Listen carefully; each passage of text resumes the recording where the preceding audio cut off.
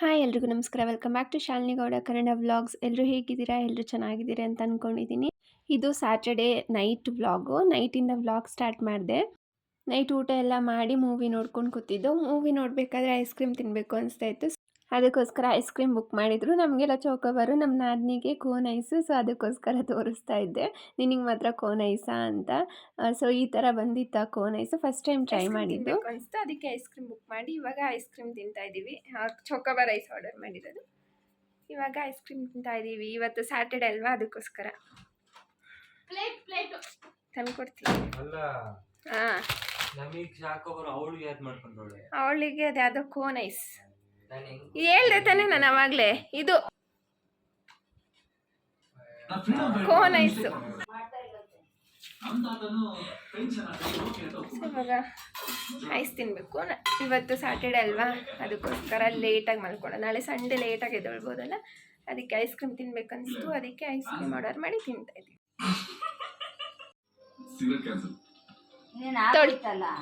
Aunty ಈ ತರ ಕೊಟ್ಟವರಲ್ಲ, ಚೆನ್ನಾಗಿರುತ್ತೆ. ಒಳಗಡೆನ ಚಾಕ್ಲೇಟ್ ಇರುತ್ತೆ.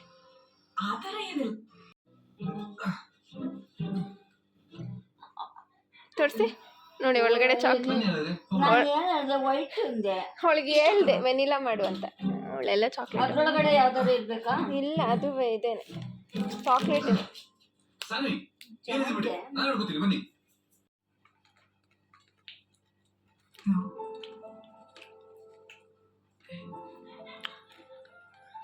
ಒಳಗಡೆನ ಚಾಕ್ಲೇಟ್, ಒಳಗಡೆನ ಚಾಕ್ಲೇಟ್.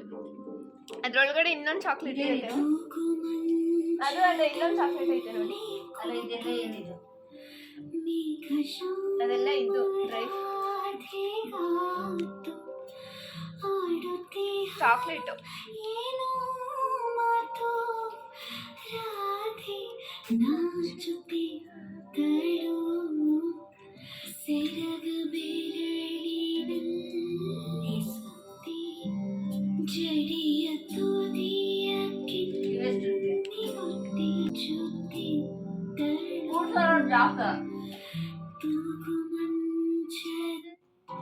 ಕೂತು ಚೆನ್ನಾಗಿತ್ತು ಕಣಪ್ಪ ಹಾಡು.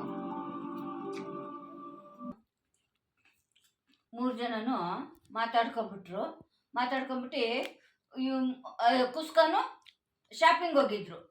ಬಂದ್ಬಿಟ್ಟು ಕುಸ್ಕಾನು ಕಬಾಬು ತರಿಸ್ಕೊಂಡ್ರು, ತಿಂದ್ಬಿಟ್ರು. ಇವನೇನಂದ, ಸಾಯಂಕಾಲಕ್ಕೆ ನಿನ್ ಕೋಟ ನಾನು ಮೀನು ತಂದು ಕೊಡ್ತೀನಿ ಅಂತ ಅಂದ. ಇವತ್ತರೆಗೂ ಮೀನು ತಂದು ಕೊಡಕ್ಕಿಲ್ಲ ನೋಡು. ನಾಳೆ ಮೀನು ತಂದು ಕೊಟ್ಟಿಲ್ಲ ಅಂದ್ರೆ ನಿಮಗೆ ಊಟ ಮಾಡಕ್ ಬಿಡಲ್ಲ. ಕೇಳಿದ್ಕೆ ಏನಂತ ಗೊತ್ತೇನಪ್ಪ, ಅದೆಲ್ಲ ತಿನ್ಬಾರ್ದು ಹೊರಗಡೆಯಿಂದ. ಅದೆಲ್ಲ ತಿನ್ಬಾರ್ದಂತೆ. ನಾವು ಹೊರಗಡೆ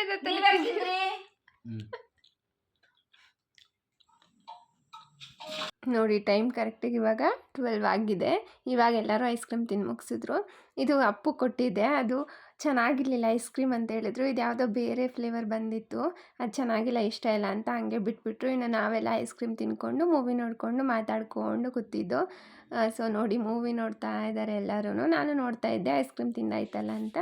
ಇವಾಗ ಐಸ್ ಕ್ರೀಮ್ ಎಲ್ಲ ತಿಂದು ಮೂವಿ ನೋಡಿಕೊಂಡು ಮಲಗೋ ಅಷ್ಟೊತ್ತಿಗೆ ಇನ್ನೂ ಲೇಟ್ ಆಗುತ್ತೆ. ಇವಾಗ ಐಸ್ ಕ್ರೀಮ್ಗೋಸ್ಕರ ಪ್ಲೇಟ್ ಇಟ್ಕೊಂಡಿದ್ದೆಲ್ಲ ತಿನ್ನೋಕ್ಕೆ. ಸೊ ಅದನ್ನೆಲ್ಲ ಬೆಳಗಿಡ್ತಾ ಇದ್ದೀನಿ. ನಾನು ಯಾವ ಪಾತ್ರೆನೂ ಇಡಲ್ಲ ನೈಟ್ ಹೊತ್ತು. ಸೊ ಅದಕ್ಕೋಸ್ಕರ ಇವಾಗ ಅದನ್ನು ಕೂಡ ತೊಳೆದಿಟ್ಟೆ. ಎಲ್ಲ ಆವಾಗಲೇ ತೊಳೆದಿಟ್ಟಿದ್ದೆ. ಸೊ ಇದೆರಡು ತೊಳೆದಿಟ್ಟೆ. ಇದು ಸಂಡೇ ಬೆಳಿಗ್ಗೆ ವ್ಲಾಗ್ ಸ್ಟಾರ್ಟ್ ಮಾಡಿದೆ. ಒಂದು 9 ಗಂಟೆ ಆಗಿತ್ತು, ಅವಾಗೇ ಎದ್ದಿದ್ದು. ನೈಟ್ ಲೇಟಾಗಿ ಮಲಗಿದ್ವಲ್ಲ, ಅದಕ್ಕೆ ಬೆಳಿಗ್ಗೆ ಎದ್ದು ನಾನು ನನ್ನ ಹಸ್ಬೆಂಡು ಇಬ್ಬರು ಹೋಗಿ ಚಿಕನ್ ಅಂಗಡಿಗೆ ಹೋಗಿ ಚಿಕನ್ನು ಮತ್ತು ಮಟನ್ನು ತೊಗೊಂಡು ಬಂದು, ಅಂಗಡಿಗೆ ಹೋಗಿ ಚಿಕನ್ನು ಮಟನ್ನು ಮತ್ತು ಮೊಸರು ಹಾಲು ಎಲ್ಲ ಬೇಕಾಗಿತ್ತು, ಎಲ್ಲ ತೊಗೊಂಡು ಬಂದಿದ್ದೀವಿ. ಇವಾಗ ಅಡುಗೆ ಮಾಡೋಕ್ಕೆ ಸ್ಟಾರ್ಟ್ ಮಾಡಬೇಕು. ತೆಂಗಿನಕಾಯಿ ಎಲ್ಲ ಬೇಕಾಗಿತ್ತು, ಕಬಾಬ್ ಪೌಡರ್,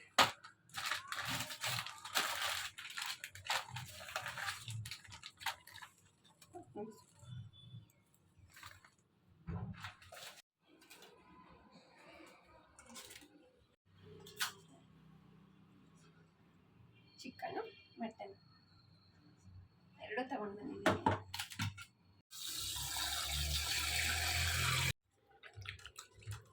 ಇವಾಗ ಚಿಕನ್ ಒಂದ್ಸತಿ ತೊಳ್ಕೊಂಡಾದ್ಮೇಲೆ ಇವಾಗ ಚಿಕನ್ ತೊಳೆಯೋಕ್ಕೆ ಮತ್ತೆ ಸ್ವಲ್ಪ ಉಪ್ಪು ಮತ್ತು ಸ್ವಲ್ಪ ಅರಿಶಿನದ ಪುಡಿ ಮತ್ತು ಸ್ವಲ್ಪ ಈರುಳ್ಳಿ, ಒಂದು ಅರ್ಧ ಈರುಳ್ಳಿನ ಸ್ವಲ್ಪ ಈ ಥರ ಮಾಡಿಕೊಂಡು ತೊಳೆದ್ರೆ ಸ್ಮೆಲ್ ಇರಲ್ಲ ಅಂತ, ಮಟನ್ದು ಮತ್ತು ಚಿಕನ್ ಸ್ಮೆಲ್ ಇರಲ್ಲ ಅಂತ ಈ ಥರ ತೊಳ್ಕೊತೀನಿ ನಾನು.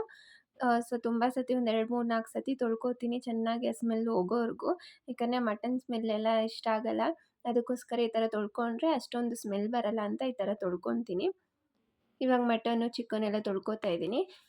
ಇವಾಗ ಮಟನ್ ಗ್ರೇವಿ ಮಾಡೋಣ ಅಂತ ಅಂದ್ಕೊಂಡೆ. ಬರೀ ಚಿಕನ್ನೇ ಮಾಡೋಣ ಅಂದ್ಕೊಂಡೆ. ಅಯ್ಯೋ ಚಿಕನ್ ಏನು ಮಾಡೋದು ಬರೀ ಅಂತ ಬೆಳಿಗ್ಗೆ ಮಟನ್ ಗ್ರೇವಿ ಮಾಡಿಬಿಡೋಣ ಅಂತ ಬೆಳಿಗ್ಗೆ ಅಂದರೆ ಮಧ್ಯಾಹ್ನ ಊಟಕ್ಕೆ ಅಡುಗೆ ಮಾಡೋಕ್ಕೆ ಸ್ಟಾರ್ಟ್ ಮಾಡಿದ್ದು ನಾನು.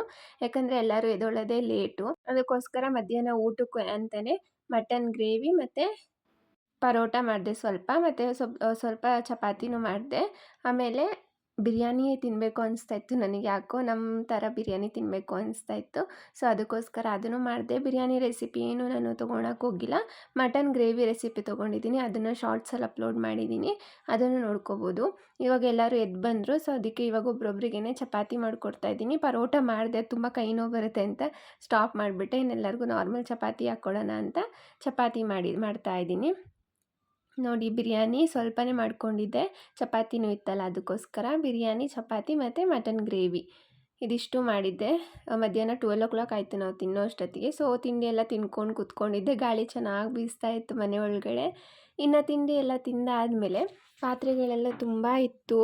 ಯಾಕಂದರೆ ಮಟನ್ ಗ್ರೇವಿ ಮತ್ತು ಚಪಾತಿ ಆಮೇಲೆ ಬಿರಿಯಾನಿ ಇದಿಷ್ಟು ಮಾಡಿದ್ನಲ್ವ, ಅದಕ್ಕೆ ತುಂಬ ಪಾತ್ರೆ ಇತ್ತು. ಕಿಚನು ಕೂಡ ತುಂಬ ಗಲೀಜಾಗಿ ಹೋಗ್ಬಿಟ್ಟಿತ್ತು.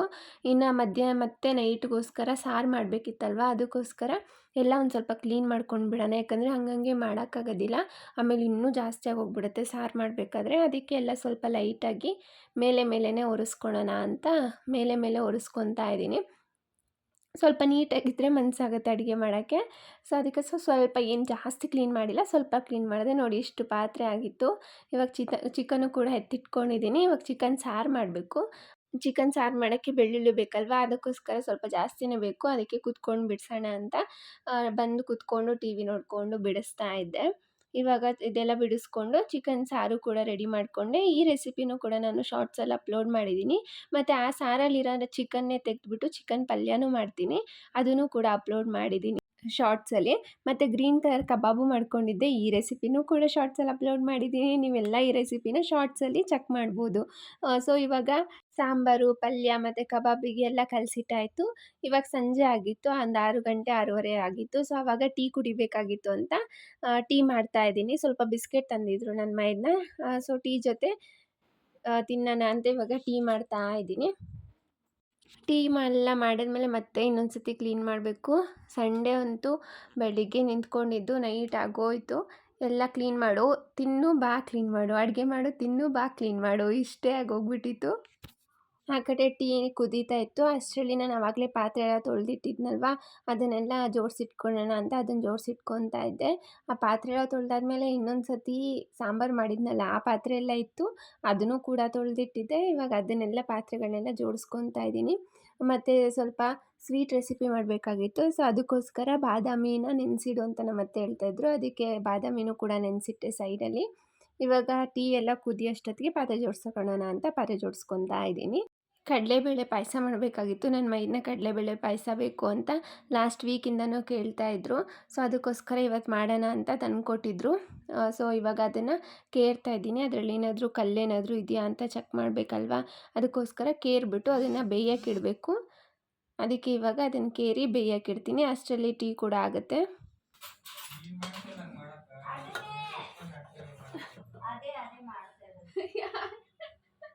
ಯಾಕಣ್ಣ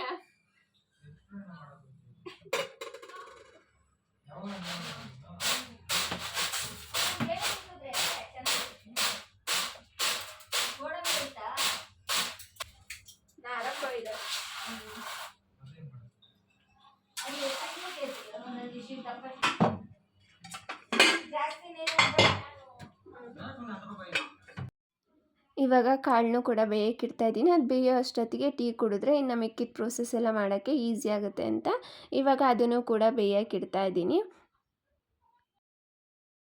ಭಾಷೆನ ಟೀ ಕುಡಿಯೇ, ಬಾ ಟೀ ಆಯಿತು.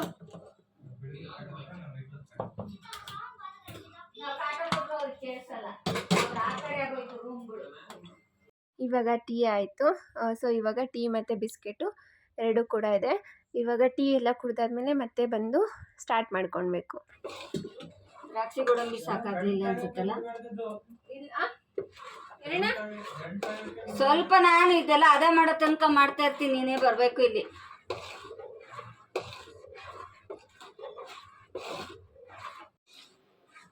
ಏನು ಮಾಡ್ತಿದ್ದೀರಾ ಆಂಟಿ? ಇವತ್ತು ಭಾನುವಾರ ಮಕ್ಕಳೆಲ್ಲ ಸ್ವೀಟ್ ತಿನ್ಬೇಕು ಅಂತ ಇದ್ರು. ಕಡಲೆಬೇಳೆ ಪಾಯಸ ಮಾಡ್ತಾ ಇದ್ದೀನಿ.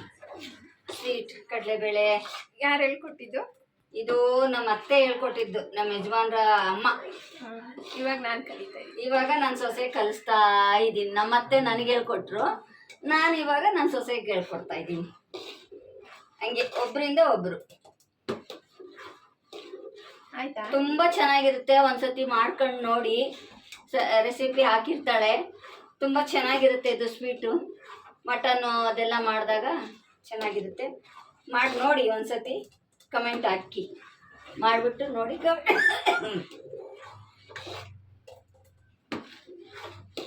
ಇದು ಚೆನ್ನಾಗಿ ತಿರುಗಿಸ್ಬೇಕು. ತಿರುಗಿಸ್ತಾನೇ ಇರಬೇಕು ಚೆನ್ನಾಗಿ. ನನ್ನ ಮೈದ್ನಂಗೆ ಹೇಳ್ಬೇಕು ತಿರುಗ್ಸೋಕ್ಕೆ. ಇದೆಲ್ಲ ಆದಮೇಲೆ ಇದೆಲ್ಲ ಒಂದು ಹದ ಮಾಡಿ ನಾನು ಕೊಟ್ಟು ಹೋಗ್ತೀನಿ. ಅದು ಗಂಟಾಗ್ದಂಗೆ ಗಟ್ಟಿ ಬರೋ ತನಕ ಚೆನ್ನಾಗಿ ತಿರುಗಿಸ್ಬೇಕು. ಒಂಚೂರು ಇದು ಗಂಟೆಲ್ಲ ಆಗಬಾರ್ದು. ಚೆನ್ನಾಗಿರುತ್ತೆ.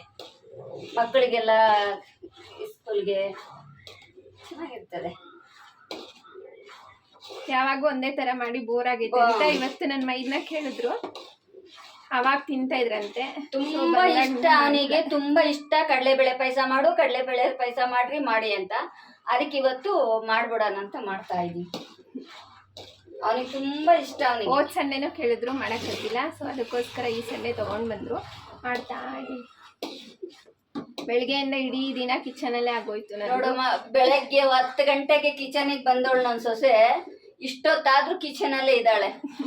ಬೆಳಗ್ಗೆ ತಿಂಡಿ ಆಯಿತು, ಮಧ್ಯಾಹ್ನಕ್ಕೆ ಅಡುಗೆ ಆಯಿತು, ಮತ್ತು ನೈಟ್ಗೆ ಅಡುಗೆ ಸ್ಟಾರ್ಟ್ ಮಾಡಿದೆ. ಇವಾಗ ನೈಟ್ಗೆ ಅಡುಗೆ ಎಲ್ಲ ಮುಗ್ದೈತೆ. ಇನ್ನು ಮುದ್ದೆ ಮಾಡಬೇಕು, ಅನ್ನಕ್ಕೆ ಇಡಬೇಕು. ಫಸ್ಟ್ ಪಾಯಸ ಮಾಡಿಬಿಟ್ಟು ಫ್ರಿಜ್ಜಲ್ಲಿ ಇಟ್ಟರೆ ಊಟ ಎಲ್ಲ ಮುಗಿಯೋಷ್ಟೊತ್ತಿಗೆ ಸ್ವಲ್ಪನಾದ್ರೂ ತಣ್ಣಗಾಗುತ್ತೆ. ಅವಾಗ ತಿಂದರೆ ಚೆನ್ನಾಗಿರುತ್ತೆ. ಸೊ ಅದಕ್ಕೋಸ್ಕರ ಫಸ್ಟ್ ಪಾಯಸ ಮಾಡಿಬಿಡ್ತೀವಿ. ಬರೀ ಇದು ಹಾಲಲ್ಲೇ ಮಾಡಬೇಕು, ಬೇರೆ ನೀರು ಗೀರು ಏನೂ ಹಾಕ್ಬಾರ್ದು. ನೋಡಿ, ಈ ಥರ ಒಂಚೂರು ಇದಾದ್ರೂ ಗಟ್ಟಿಯಾಗಿ ತಳೆ ಹಿಡ್ಬಿಡ್ತದೆ. ಇದಕ್ಕೆ ಕವ, ಸಕ್ಕರೆಗೆ ಒಂದು ತಟ್ಟೆಗೆ ಸಕ್ಕರೆ ಹಾಕೊಳ್ಳೋದು. ಆಮೇಲೆ ಕವನ ಸಕ್ಕರೆಗೆ ಹಾಕೊಂಡ್ಬಿಟ್ಟು ಚೆನ್ನಾಗಿ ಕೈಯಲ್ಲಿ ಕಲಸೋದು.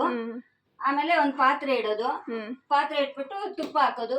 ತುಪ್ಪ ಹಾಕಿ ಬಾದಾಮಿ, ಗೋಡಂಬಿ ಸಣ್ಣಕ್ಕೆ ಹೆಚ್ಕೊಳ್ಳೋದು. ಅದು ಹಾಕೋದು. ಕಡಲೆಬೇಳೆ ಬೇಯಿಸ್ಕೊಳ್ಳೋದು. ಕಡಲೆಬೇಳೆ ಬೇಯಿಸ್ಕೊಂಡು ತಣ್ಣಗೆ ಮಾಡ್ಕೊಂಡು ರುಬ್ಕೋಬೇಕು ಬರೀ ಹಾಲಲ್ಲಿ. ರುಬ್ಕೊಂಡು ಅದನ್ನ ಚೆನ್ನಾಗಿ ಹಾಕ್ಬಿಟ್ಟು ಆಮೇಲೆ ಹಾಲು ಸ್ವಲ್ಪ ಹಾಲು ಹಾಕಬೇಕು.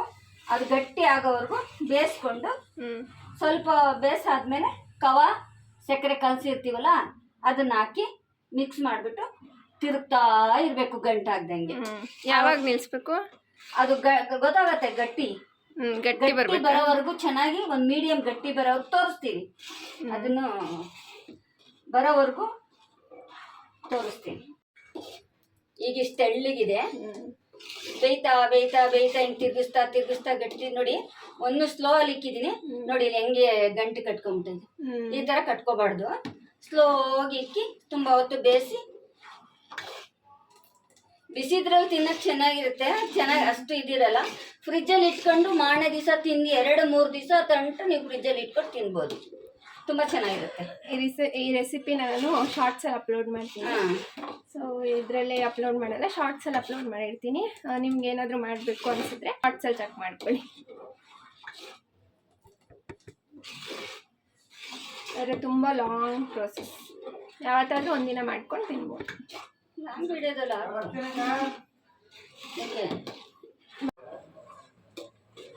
ನಮ್ಮ ಅತ್ತೆ ತಿರುಗಿ ಹೋದ್ರು. ಸ್ವಲ್ಪ ಹೊತ್ತು ಇವಾಗ ನಾನು ತಿರುಗ್ತೀನಿ. ನಾನು ತಿರುಗಿದ್ಮೇಲೆ ನನ್ನ ಮೈದನ್ ಕಳಿಸ್ತೀನಿ ತಿರ್ಗಕ್ಕೆ. ಅದಕ್ಕೆ ಇದು ತುಂಬ ಲಾಂಗ್ ಪ್ರೋಸೆಸ್. ಟೇಸ್ಟ್ ಬೇಕು ಅಂದರೆ ಎಲ್ಲ ಮಾಡ್ಕೊಳ್ತೀನಿ. ಕೈ ನೋವೇ ಬಂದ್ಬಿಡುತ್ತೆ. ಎಲ್ಲರೂ ಒಂದೊಂದ್ಸತಿ ತಿರ್ಕೊಂಡಿರ್ಬೇಕಷ್ಟೇ, ಏನು ಮಾಡೋಕ್ಕಾಗಲ್ಲ. Sunday full day kitchen. ನೀವೆಲ್ಲ ಕಿಚನಲ್ಲಿ ಇದ್ರಾ? ಏನು ಮಾಡ್ತಿದ್ರಿ? ಏನೇನು ಅಡುಗೆ ಮಾಡಿದ್ರಿ? ಅಪ್ಪು ತಿರುಗ್ ಬಾರಪ್ಪು. ಯಾಕಪ್ಪು?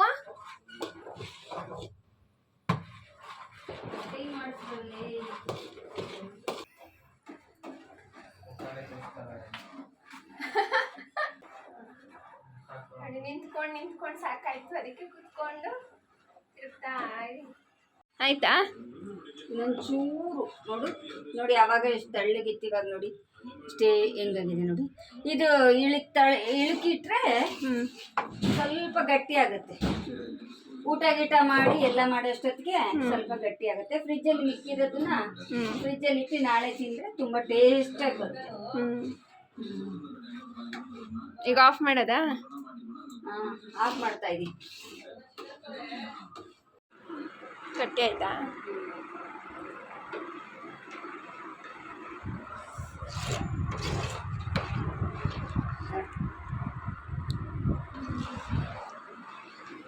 ಫ್ಯಾನ್ ಗಾಳಿಗೆ ತಂದಿದೆ. ಸ್ವಲ್ಪ ಊಟ ಮಾಡೋಕ್ಕಿಂತ ಮುಂಚೆ ಫ್ರಿಜ್ಜಲ್ಲಿ ಇಟ್ಕೊಂಡ್ರೆ ಊಟ ಮಾಡಾದ್ಮೇಲೆ ಸ್ವಲ್ಪ ಕೋಲ್ಡ್ ಆಗಿ ಚೆನ್ನಾಗಿರುತ್ತೆ. ಬಿಸಿ ಬಿಸಿ ತಿಂದರೆ ಅಷ್ಟು ಟೇಸ್ಟ್ ಇದಿರಲ್ಲ.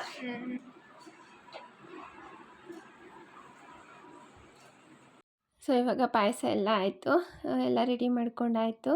ನಿಮಗೆ ಆ ರೆಸಿಪಿ ಬೇಕು ಅಂದರೆ ಶಾರ್ಟ್ಸಲ್ಲಿ ಅಪ್ಲೋಡ್ ಮಾಡಿದ್ದೀನಿ, ಚೆಕ್ ಮಾಡಿ. ತುಂಬ ಚೆನ್ನಾಗಿತ್ತು ಸ್ವೀಟು. ಇವಾಗ ನಾನು ಸ್ವೀಟೆಲ್ಲ ಆಯ್ತಲ್ಲ, ಅದಕ್ಕೋಸ್ಕರ ಮುದ್ದೆ ಮಾಡೋಣ ಅಂತ ಮುದ್ದೆನೂ ಅನ್ನಕ್ಕೆ ಇಟ್ಕೊಂಡಿದ್ದೀನಿ. ಈ ಕಡೆ ಮುದ್ದೆ ತಿಂದ್ರೂ ಸ್ವಲ್ಪ ಅನ್ನ ತಿನ್ನಲೇಬೇಕು, ಅದಕ್ಕೋಸ್ಕರ ಅನ್ನನೂ ಇಟ್ಕೊಂಡಿದ್ದೀನಿ. ಇವಾಗಲೇ ಕಬಾಬ್ ಮಸಾಲೆ ಎಲ್ಲ ಕಲಸಿ ಇಟ್ಟಿದ್ದೆ, ಇವಾಗ ಅದನ್ನು ಕೂಡ ಕರ್ಕೊತಾ ಇದ್ದೀನಿ ಊಟದಕ್ಕಿಂತ ಮುಂಚೆ. ಆ ರೆಸಿಪಿನೂ ಕೂಡ ನಾನು ಶಾರ್ಟ್ಸಲ್ಲಿ ಅಪ್ಲೋಡ್ ಮಾಡಿದ್ದೀನಿ. ಎಲ್ಲ ಫುಲ್ಲು ರೆಸಿಪಿ ಬ್ಲಾಗ್ ಆಗಿಬಿಟ್ಟಿದೆ ನೋಡಿ. ಈ ಥರ ಇತ್ತು ನಮ್ಮ ಡಿನ್ನರ್ ನೈಟು. ಇವಾಗ ನೋಡಿ ಟೈಮ್ ಬಂದು ಆಗಲೇ 12:15 ಆಗಿದೆ, ನೈಟ್ 12:15 ಆಗಿದೆ. ಊಟ ಎಲ್ಲ ಮುಗಿಸಿ ಎಲ್ಲ ಮಾಡೋಷ್ಟೊತ್ತಿಗೆ ಇಷ್ಟೊತ್ತಾಯಿತು.